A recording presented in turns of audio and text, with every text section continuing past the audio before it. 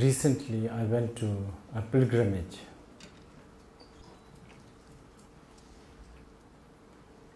Actually, not far from where I was born, but I've never been there.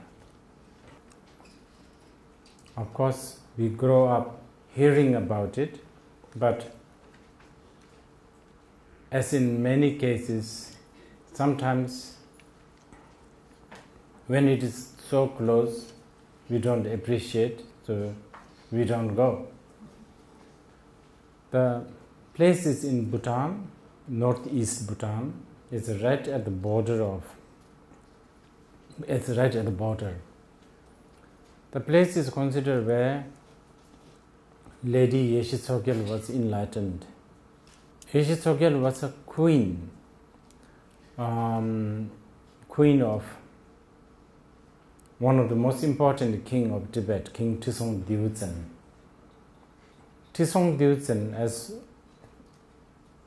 some of you who are new, was responsible for bringing the Buddha Dharma very seriously. He was the man who sent the best young Tibetans, thousands of them, to India to become a translator, and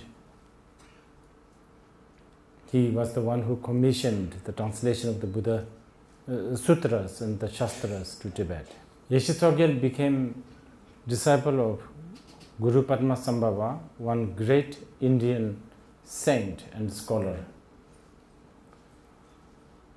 Guru Padmasambhava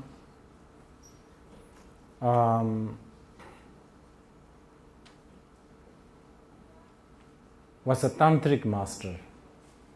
And the tantric wisdom is always something to do with breaking the concept. Even the very appearance of Guru Padmasambhava was something to do with breaking the concept.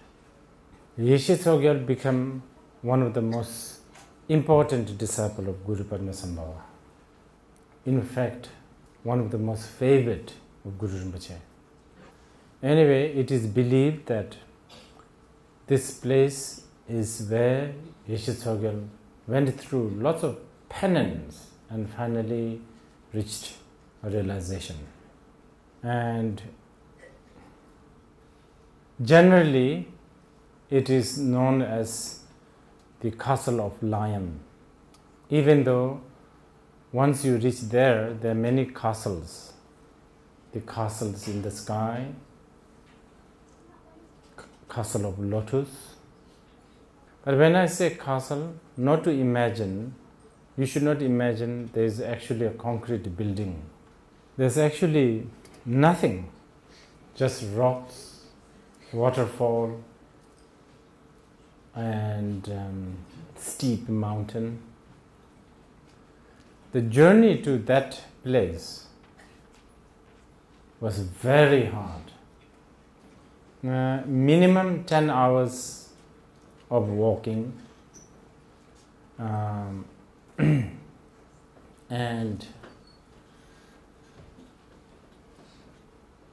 I won't be lying if I say there was not even a feet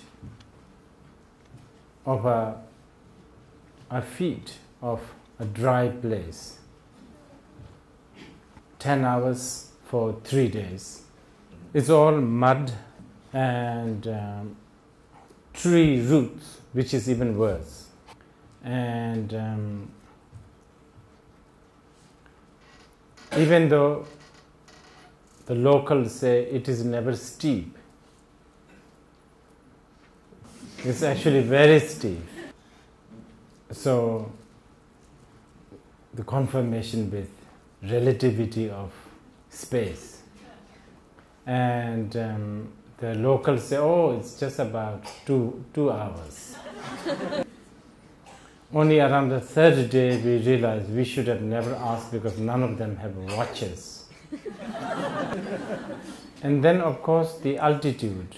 We are talking about 4,700 meters. I stayed up in the place maybe a little less than 2 months. In all those days, I've seen 5 rainless days. So it was raining all the way. Mountain goats, mountain deers come so close because nobody really seemed to harm them, so they think even I am harmless. The locals can make fire within the rain and the mud instantly and cook 5-6 dishes within 45 minutes. Towards the end, many people came to celebrate, and there I have noticed some of the last remaining or the residual of good human nature of Bhutanese. The young people walking up, almost any one of them are ready to just lift older people, lift them up on their back and carry them uphill.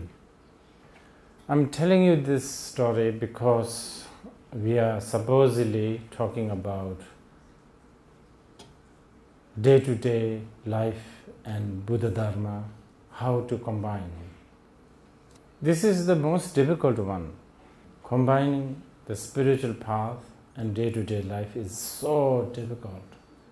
Probably the most difficult.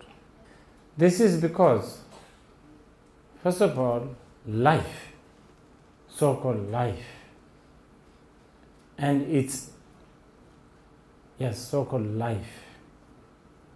When we say day-to-day life, life and its purpose, its function is very vague. This vagueness of life is actually a mystery, I would say. Even though there is supposedly a clear direction that are taught by great saints of the past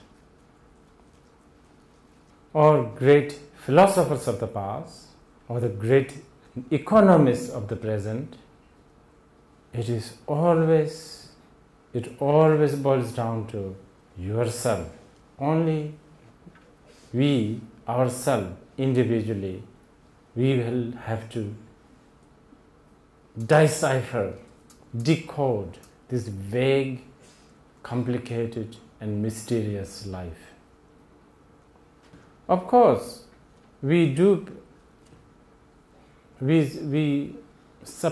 supposedly we do have some sort of a direction, some sort of a vision.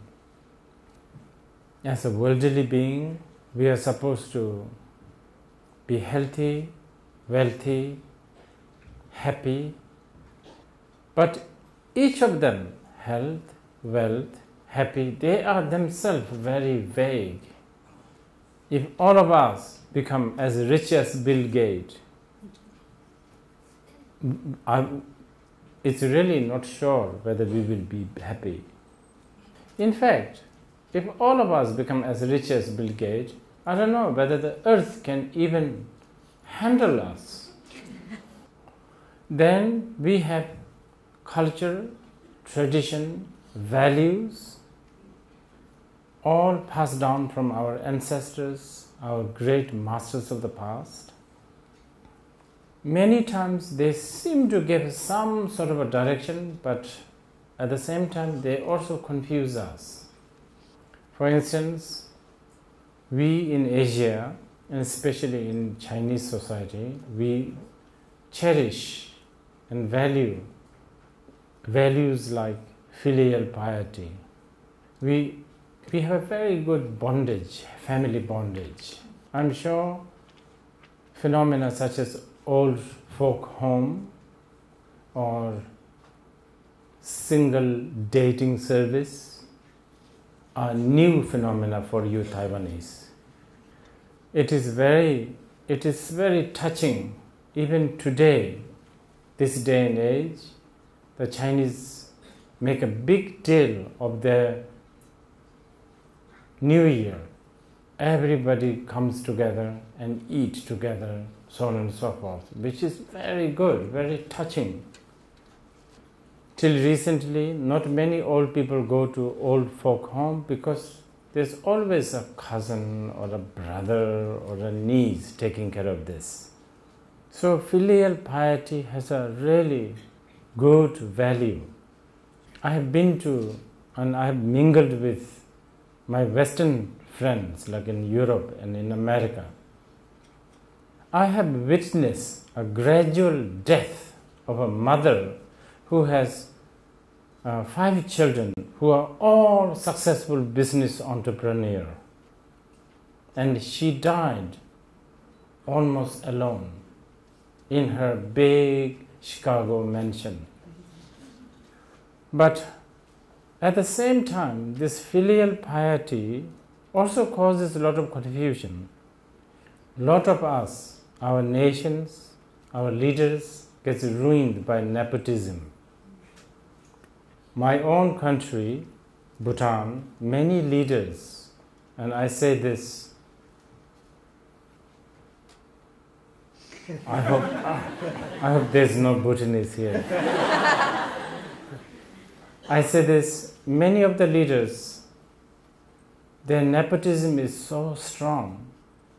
So a big business, big whatever opportunity is always, if you are a powerful person, you always give it to your kin, your friends. I believe it is like that in China.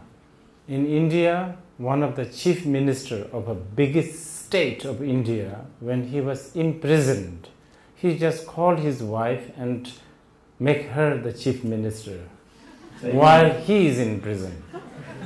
So there are things that we treasure in our life, things that we consider wholesome in our worldly, mundane life, many times confuses us.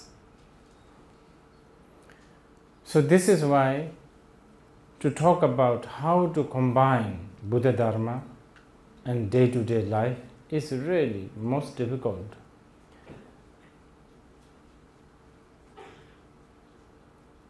To the certain extent, you can combine being Buddhist and have the day-to-day life by having a shrine in your house and ignore the shrine day after day, year after year.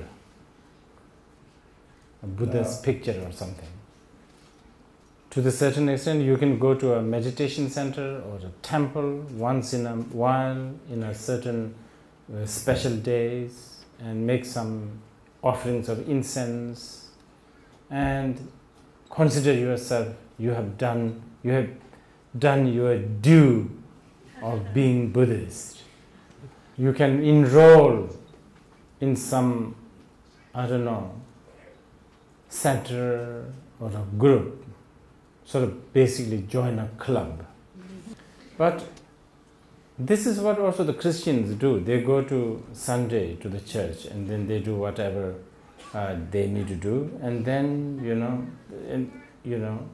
But is this enough for us to be Buddhist and to live day by day? Now, as if the challenge of life being vague is not enough, Buddhism itself is complicated. So, to combine the vague life that we seem to have and Buddha Dharma that is so complicated, it's going to be difficult. I call it complicated because Buddhism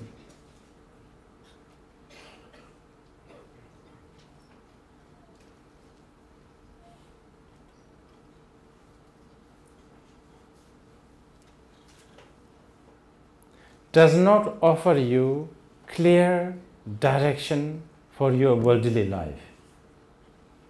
It's not even interested. Actually, to have a proper life is not really a Buddhist thing. The big boss left, even having probably the most perfect life from the worldly point of view. He had the palace, he had the gardens, he had the courtesans, he had the everything. He had a wife, he had a child, everything. Yet he left, never to return. And when actually he finally did return, he made more renouncement. So, in a way,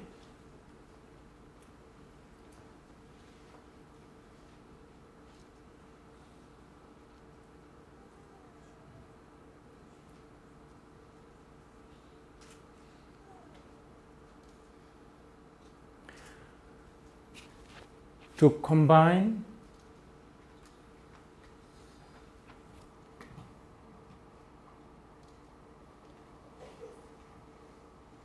these two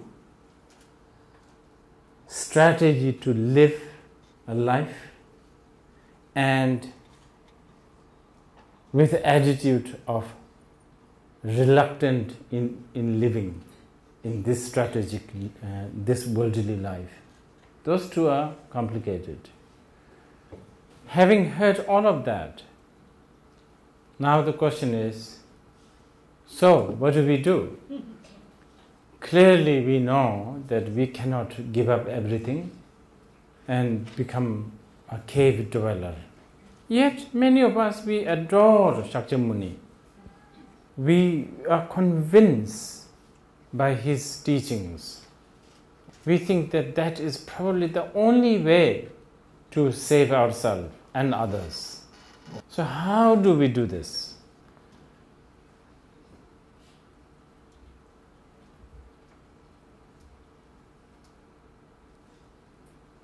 It looks like there is a way.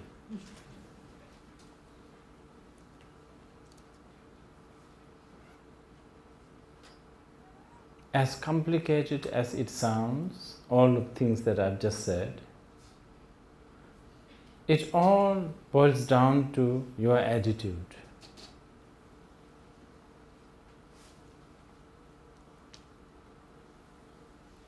We know we need to live healthy, wealthy, and happily. And we should try to do whatever it takes. As long as it's not harming someone else, we should try to do whatever it takes to make that happen. A plastic surgery? Why not? And more expensive lipsticks? Why not? All of this we don't necessarily have to reject. But there's one thing that also we could apply.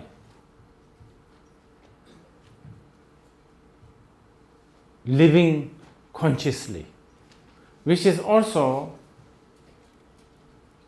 art of dying consciously. To more likely to learn how to die consciously, how to not live the life blindly and unconsciously, how to not to shop as if we are going to live another 1,000 years, how to not look at your children as a living investment, how to love them, yet how to love them, but how to never trust their emotion, how to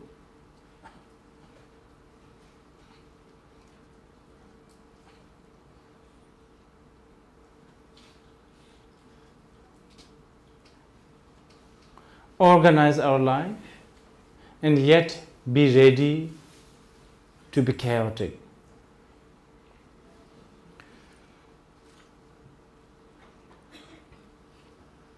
How to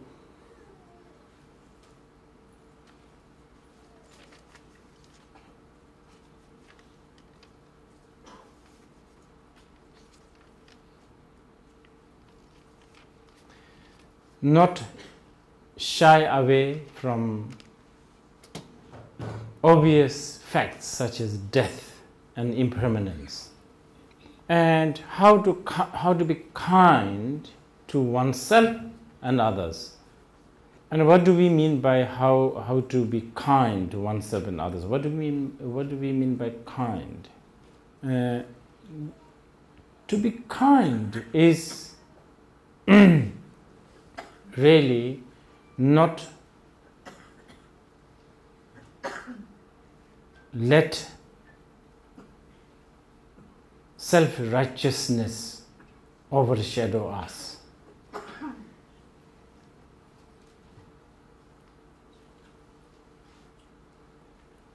And not impose that righteousness to others.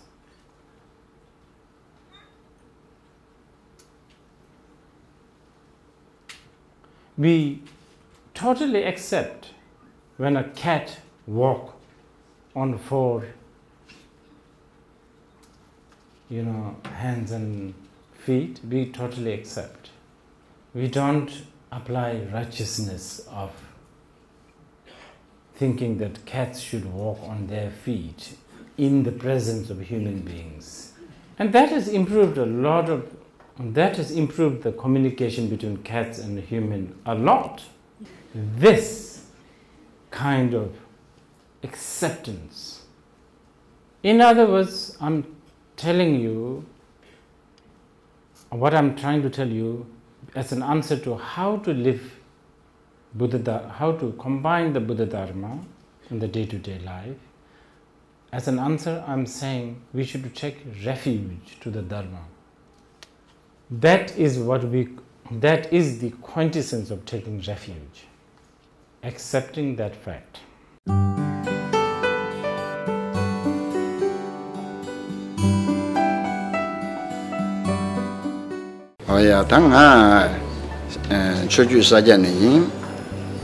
Ni ming la ya da shi ren bu shi ge ye an ta re Taiwan nang la ya an ta ja shi su gu ya re ta la ya ta chang ma ge jap jor ya bo nang ro na shu yin ge chang me ta ro ba nang ro nang sin shu ya yin tu che